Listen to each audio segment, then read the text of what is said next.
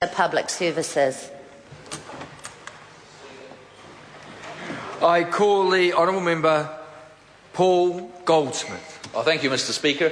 I think it's worth remembering the four main priorities of this government as we embark this important debate on this important bill. It's about getting our books in order first and foremost. It's about rebuilding Christchurch, growing and deepening the New Zealand economy, such as through the business growth agenda, and delivering better public services to New Zealanders.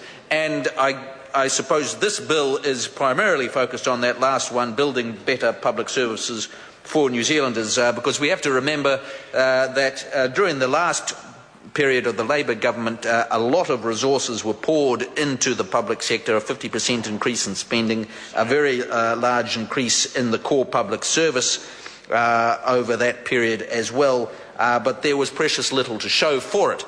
And this government has taken a very different approach. It's been very focused on the results, not the inputs, and getting as much quality out of the sector as we can. And so the most satisfying thing that I've seen recently is the Kiwi Count survey, which has shown that New Zealanders are increasingly satisfied with the frontline public services they've received over the last few years, notwithstanding the very tight fiscal parameters in which we've worked, and the fact that there hasn't been much new money to put in, but still the results have been better and New Zealanders are more satisfied with those results. So I think we've got something to build on here. Now, we established the Better Public Services Advisory Group back in May 2011, and a number of recommendations were brought forward as a result of that, such as managing the state agencies to ensure that they function as a system that is focused on results that will have the greatest impact on New Zealanders' lives, rather than operating as individual agencies in pursuit of their own singular objectives. And that's been a tradition for a long time, and it is very difficult to change the culture of the public service.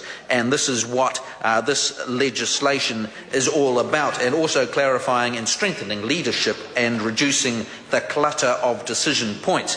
And so this legislation here is an omnibus bill which is drawing together changes to the State Sector Act 1988, which will deal with some of those issues about governance across the whole system, and ensuring that the State Sector Act is a modern, flexible and generally fit-for-purpose piece of legislation, and also a number of changes to the Public Finance Act 1989, which is about ensuring that we have more meaningful information given to Parliament about what the government is spending and achieving, and reducing the compliance costs involved in producing that information.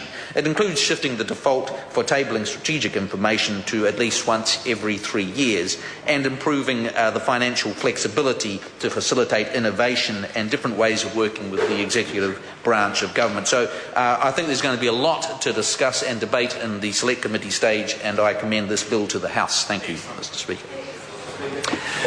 I call the honourable member Andrew Williams. Thank you, Mr.